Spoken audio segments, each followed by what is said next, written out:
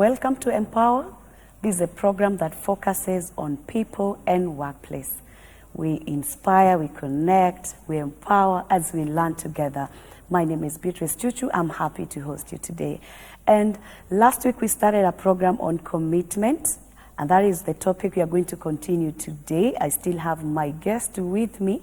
I'll invite him to say hi to us. Welcome. Thank you, Beatrice, and I'm happy to be back. Yes, welcome. Yes. Thank you for coming back. Maybe someone did not watch you last week. They're wondering, okay, what does George do in a brief way? In a brief way, I am a HR expert on earth. And for heaven's sake, I'm a pastor. Wow. So I love working with people, structures, systems, coaching, mentoring, and the like. Wow, beautiful. Yes. We started last week, Pastor, and we said that commitment is action, and we said it's deliberate. And we focused more on the employee side. But today I would want us to look at the manager or the leader who this employee is reporting to. Because I'm thinking, I should not just be the person committed alone as the employee there, but also my manager need to be committed. Yeah, because if I'm the only one, then we're going to fail at some point if they are not. So how would I show commitment as a leader, and especially when I'm dealing with teams? Interesting, because there's a statement that says that you can never take people where you've never been. Yes. So you can't tell me that you'll take me to Mombasa or America and you've never been there. Yes. You don't know whether I will use air, land, you know, and all that. Yes. So from a leader's perspective, it is very important to, number one, show commitment. Yes. Because monkey see, monkey do. Yes. People like to pattern after something. Yes. And leaders show direction. Leaders give guidance. Yes. Leaders provide support through coaching and mentorship, and they help through to see through projects. Yes. Or any task that has been allocated to their team, because at that point we are talking about a team. If you're a leader, unless you're just taking a walk. Yeah, so leaders must be the first to be to show commitment to whatever assignment or task that is given out. Beautiful. Yeah, because sometimes you hear people saying, he's telling us to do or she's telling us to do, but she does nothing. That tells you when you're working or supervising people or leading a team, the team is also looking at you. How are you doing? Are you a great example, as you have said? Are you doing as you're telling us to do? And some people, sometimes they feel like they're the people dying here and him is just enjoying because maybe they lack that commitment. Correct. There are leaders who say, don't do what I do. Yes. Yeah. Say as I say. You know. So they don't walk the talk. But there are perspectives sometimes. Yeah. People who are looking for excuses sometimes will come up with that particular line and say, our boss does nothing. He just sits in the office, takes a walk around, and at the end of the day, he's coming to check what we are doing and all that. He is not working. Yes. It's perspectives, sometimes the work of the leader possibly is to be the brainchild or the think tank that sees a project through.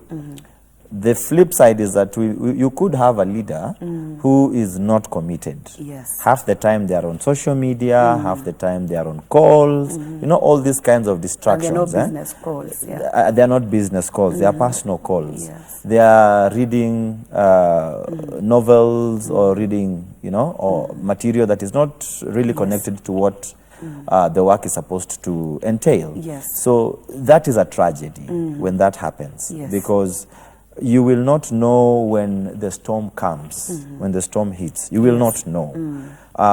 You will just, let me give an example of people working in a factory. Yes. If the leader is not committed enough to know the processes, the behaviors of individuals, to know the outcomes, they will end up getting a bad outcome in terms of maybe products that are faulty, you know, or they will have fights on the floor, or they will have accidents, and that tells you something about the leadership, that someone has not taken time to look through a certain project or process that has been given to them to ensure that it is well guided, well structured, and able to produce the result that is expected. So as a committed leader, then I have to work with my team, maybe to provide direction, as you say, and that commitment need to be seen in one way or another, because it's not a matter of just you can be the person carrying the brain, but you expect it to come and apply those brains to where we are. Maybe we need support from you, so you're available for that. We need to be guided on a certain point. You are available for that, because the moment you fail to fill in the gaps that we are having, maybe because we are low in capacity, or you just need some help in some areas, because you realize sometimes you have a certain assignment, but there's something you need to clarify from your boss. Correct, so, because sorry to interject, but leaders, yes, they are think tanks, but the action for them may not be in them going to the shop floor to do. Yeah, because what the purpose for leadership is to ensure that there is a cohesive team that is well organized, structured, it has all that it needs to deliver on a particular mandate. So they provide guidance. Providing guidance doesn't mean walking ahead of the pack. You know, there's leadership from the front, leadership from the back, and leadership in the middle. You know, in the middle, of course, is the best, because you can actually see what's going on, and you're in the fray, and you provide solutions on an ongoing basis. Leaders who are ahead rarely see what's happening behind them. So they're just taking a walk, you know. At the end of the day, that does not provide motivation for the team, because the team needs the leader to stable the ship in the event there is any unfortunate happening. So it is very, very critical for leaders to take their position and provide direction and solutions. Wow, beautiful. Because I'm looking at a leader who has a team. You have a role to play to ensure also your team is committed. Yeah, because we say that managers or team leaders, they work through people. So if your team is not committed, then you don't deliver. So you need to ensure also that your team remains committed. Even as you give them direction, as you guide them on what to do, but you also need to ask yourself, is my team committed to what we are doing? Are we still on focus? I don't know how a person can make that happen, because we are not always there, but we still want them to continue and focus, whether I'm there or not. To be on course. Now, being on course simply means that there is there's a roadmap. For any delivery. There's a roadmap for any process. I don't know, the last week we talked about people who just talk and don't do. You know, you don't create a roadmap. You have to create a roadmap for success. When you have checkpoints, different checkpoints, it could be weekly, it could be daily, or whatever period of time you set for yourself. You are able to intervene where you anticipate a challenge or a delay. And so for leaders, commitment comes to their involvement in the day-to-day engagement with their staff. And not just the staff, or I mean the team that is below them or around them, depending on how one wants to look at it.